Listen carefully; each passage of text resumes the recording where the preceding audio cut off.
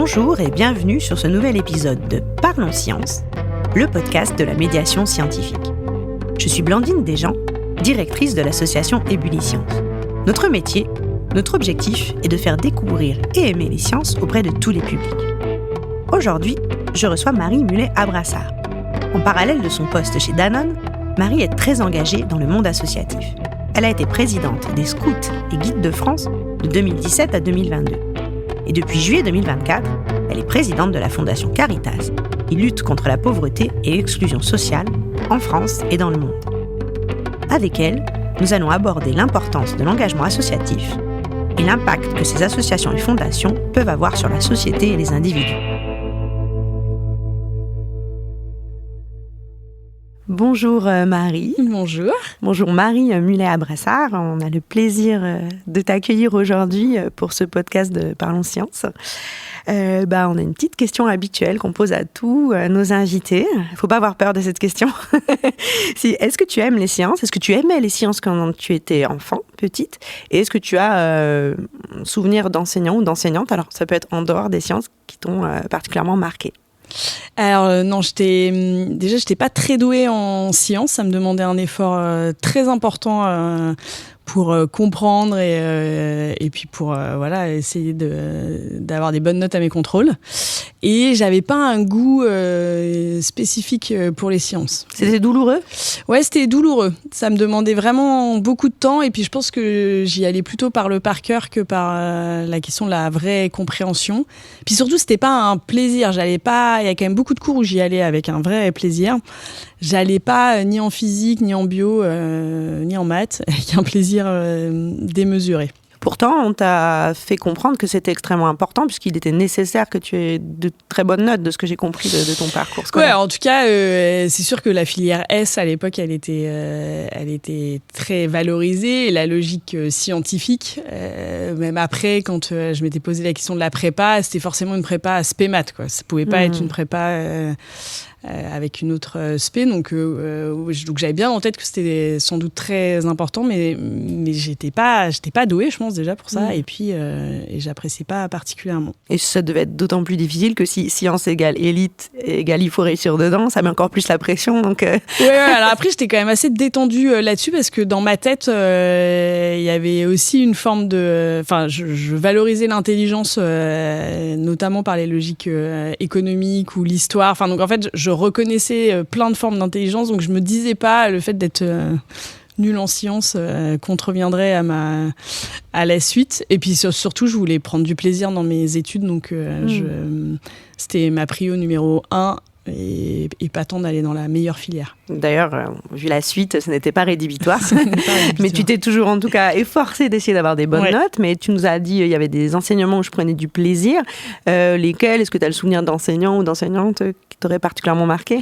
Ouais, l'histoire en première et terminale, déjà parce que le contenu, c'était ce que m'intéressait beaucoup. Et puis parce que j'avais eu un super enseignant au lycée. Alors j'ai un problème avec les noms, donc je retiens jamais les noms. Mais j'y allais vraiment avec un immense plaisir. Qu'est-ce qu'il faisait dans sa pédagogie que c'était attrayant ? Je pense que c'est sa capacité à compter. En fait, à vraiment compter l'histoire, être en interaction avec nous, et puis nous faire toucher du doigt. On avait fait aussi des sorties scolaires. C'était aussi sur la Seconde Guerre mondiale, donc c'était en plus une époque qui m'intéressait, mais donc c'était assez varié, mais surtout c'était en interaction avec nous. Et puis il y mettait lui une énergie. On sentait qu'il aimait ce qu'il faisait, donc je pense que ça attire l'écoute quand on sent que l'enseignant il est content d'être là et qu'il a envie de nous transmettre quelque chose. Sans doute que ça a joué sur le fait que j'ai aimé ça. Donc l'importance de la personne, du pédagogue ou de la pédagogue qui intervient. Aujourd'hui, alors c'est quoi ton métier ? Alors aujourd'hui, moi j'ai toujours travaillé dans les ressources humaines. Je fais 18 ans dans les ressources humaines. Et là, depuis quelques mois, j'ai fait un pas de côté et je suis directrice de cabinet du patron de Danone. Et tu vas sans doute me demander, mais qu'est-ce que c'est qu'une directrice de cabinet. Et si pour tes enfants surtout, parce que ça. Pour eux, tu travailles chez Danette, c'est ça? Exactement. Tu fais des danettes aussi. Pour eux, je remplis des pots en faisant des danettes. J'accompagne en fait le comité exécutif et le CEO de Danone dans les sujets business et sociaux du quotidien. Tu as fait combien de temps dans les RH? 18. Ouais. Pourquoi les RH alors? Sans doute pour faire comme papa. Comme beaucoup de personnes font ça. J'admirais sans doute son sens humain et j'ai dû le lier au métier qu'il réalisait. Et d'aussi loin que je me souvienne, j'ai toujours voulu travailler dans les ressources humaines, notamment parce que je voulais travailler dans l'entreprise. C'était un milieu qui m'attirait vraiment et je voulais faire quelque chose sur les gens et le social. Et donc ça a été assez vite une évidence d'aller travailler dans des milieux où c'était sans doute pas sur le papier le plus inné, même si j'ai toujours travaillé dans des boîtes qui ont une forte considération pour la logique humaine, mais c'était ma manière à moi d'être sur une ligne de crête entre le business et le social. Et nous, bien sûr, félicitations déjà pour ce poste. Et nous, ce qui nous intéresse plus particulièrement, c'est ton engagement associatif, évidemment, l'association Ébulliscience. Tu as été présidente des Scouts et Guides de France pendant 5 ans. Et aujourd'hui, tu es la présidente de la Fondation Caritas, plus précisément depuis juillet 2024. Donc la première question que je voulais te poser, c'est cette question de d'où vient cette volonté d'engagement dans le monde associatif? Qu'est-ce que tu vas chercher? Déjà, je pense que j'ai été éduquée par des parents qui se sont toujours beaucoup investis dans la vie de la cité et dans leur écosystème. Et donc, je crois que j'ai grandi avec l'idée que c'était un peu normal de s'investir pour les autres. Et puis, petit à petit, en grandissant, il y a, je pense, une logique d'équilibre en fait entre ma vie professionnelle qui est dans un environnement d'entreprise privée, etc. Et même si je crois que j'y mets un investissement très fort de valeur et d'engagement, mais c'était aussi une logique de m'engager pour les autres sans contrepartie. Et je trouve il y a une beauté dans le bénévolat qui est très constitutrice des citoyens. Et donc, je pense que c'est ma manière de rendre à la société ce qu'elle m'a permis de construire sous plein d'aspects. Il y a ça. Et puis parce que je crois à la logique de la société civile et du tissu associatif. Et donc, je pense qu'il faut arriver à faire vivre ce tissu-là pour qu'il perdure et qu'il puisse impacter positivement la société. Sont de grosses associations ou fondations. J'imagine que ça te prend aussi un temps important. C'est pas n'importe quoi d'être présidente de ce type de structure. Pourquoi qu'est-ce qui fait pour toi la différence dans ces structures? Qu'est-ce qu'elles apportent? Tu parlais de l'importance de la société civile dans la société. Plus précisément, que ce soit les scouts ou que ce soit la Fondation Caritas. Pourquoi tu as souhaité être présidente? C'est quoi les raisons spécifiquement dans ces associations? Alors les scouts, j'ai été scout en étant jeune, j'ai pris des engagements après au fur et à mesure dans les différentes équipes qui travaillent sur la pédagogie, etc. Et puis un jour on m'a appelée à rentrer au conseil d'administration, donc j'ai découvert cette gouvernance, ça m'a plu parce que j'ai toujours été attirée par les logiques politiques au sens noble, et aussi par le fait que on peut faire bouger les choses quand on est dans des organes de gouvernance. En fait, il y a des choses où c'est pas en opposition ou en disant on n'a pas envie que ça soit comme ça. Et donc, je me suis dit, voilà, là où je peux impacter, c'est dans ces endroits-là. Et donc, je pense qu'il y a ça dans l'idée de pas que de diriger, mais en tout cas de participer à ces endroits de gouvernance, c'est qu'on peut faire bouger les choses dans un sens qui nous semble collectivement juste. Et donc les scouts, il y avait une espèce c'était naturel. J'aime cette association. Je trouve que le modèle éducatif qui est proposé à travers la pédagogie, il est hyper intéressant, très complémentaire de ce qui est fait avec l'école et puis des différents acteurs éducatifs. Et donc promouvoir ce modèle-là, permettre son accès à un maximum d'enfants. Ça me semblait super, c'était une chance immense d'être présidente de cette association. Et justement, alors présidente, En tant que femme, c'était aussi un petit challenge, non Alors oui, c'est vraiment une grosse association, donc, mais je pense que j'en avais pas non plus tout à fait. Je pense qu'il y a un bout d'inconscience qu'il faut. De naïveté, allez, j'y vais. Et c'est bien parce que c'est bien de pas non plus tout à fait savoir le temps que ça va prendre, etc. Donc oui, c'était un challenge, et surtout que je prenais un job de DRH à ce moment-là. J'étais enceinte de mon deuxième enfant. Beaucoup de challenges alors. Et donc il y avait pas mal de challenges, mais je me suis toujours dit. Plus il y en a, plus ça passe, parce qu'il y a une logique aussi ça oblige à prioriser, ça oblige à... Voilà, et puis c'est un équilibre avec la vie pro, ça fait que toute ma vie n'est pas consacrée à mon boulot, donc ça c'est chouette.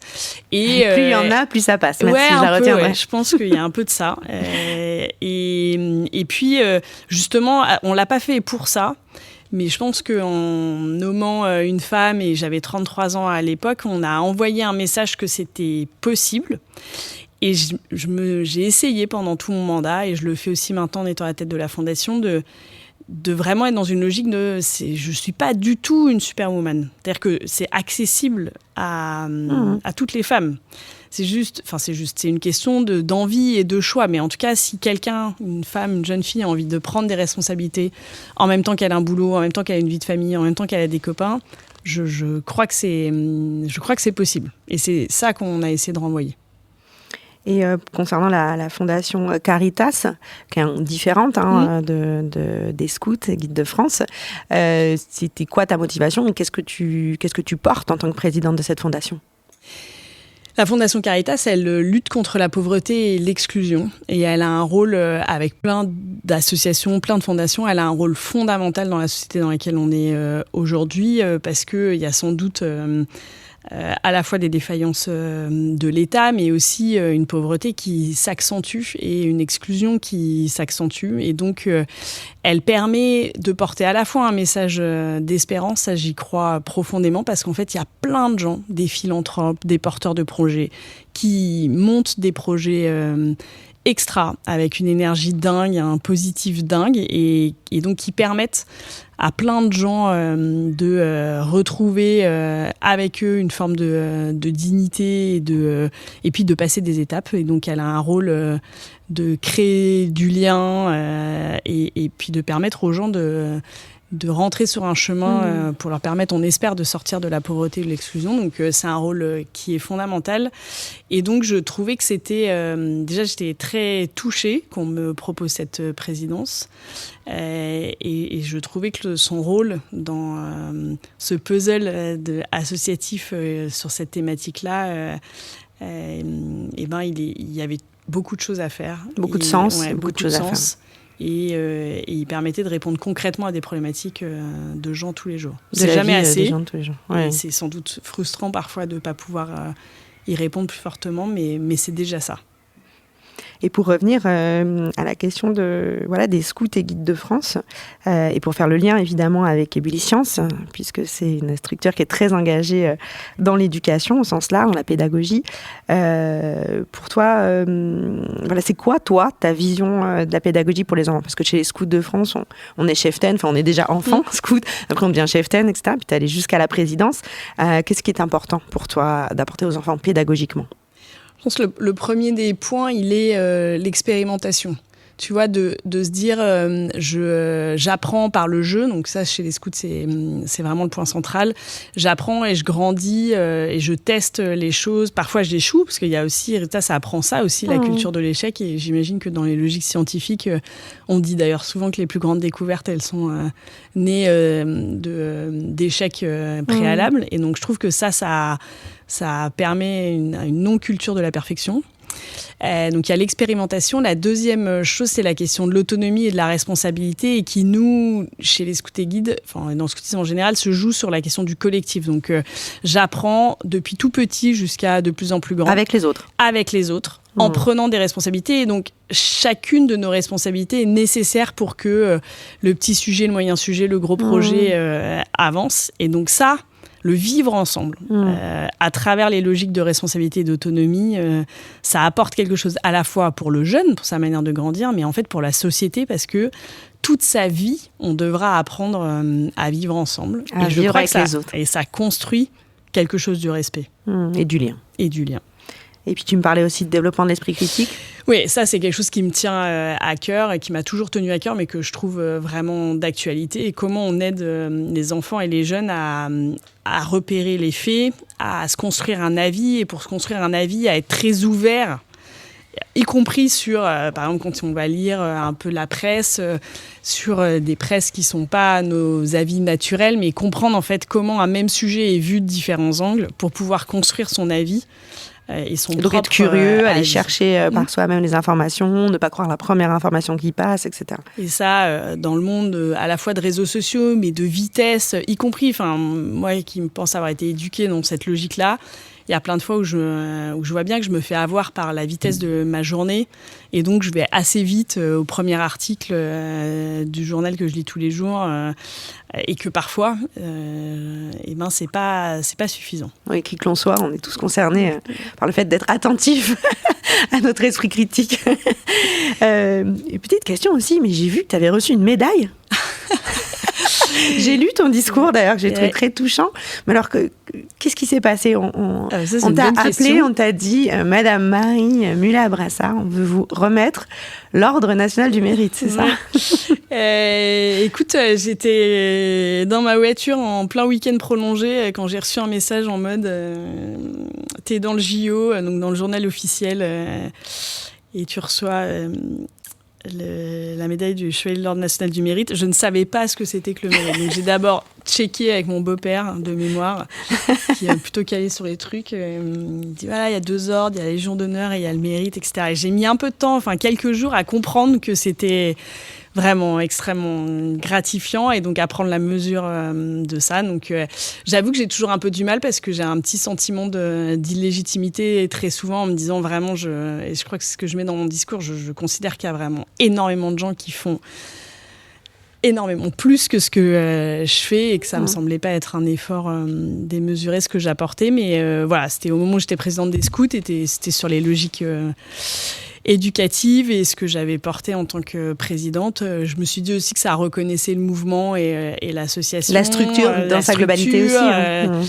Et puis sans doute, j'ai voulu porter mon message et mon discours là-dessus. Sans doute le fait que, donc c'était en 2022, j'avais 38 ans, voilà, que j'avais pris des responsabilités pas en tant que femme, mais de fait j'étais une femme. Et donc voilà, ça valorisait tout ça. Donc quelqu'un m'a dit, mais qu'est-ce que tu vas en faire de cette médaille au sens, qu'est-ce que tu vas vouloir porter comme message derrière cette médaille? Et j'ai décidé de porter ça, l'éducation des filles et des garçons, comme un signe d'émancipation pour les deux, mais sans doute particulièrement pour les petites filles.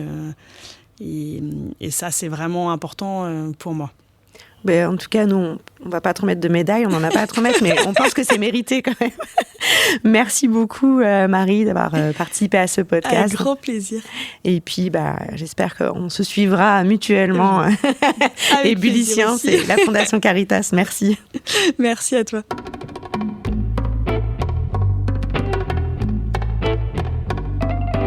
Merci à Marie Mullet-Abrassard d'avoir participé à ce podcast. Nous espérons que cet épisode vous a plu. N'hésitez pas à le partager autour de vous et à bientôt pour un nouvel épisode de Parlons Science, le podcast de la médiation scientifique.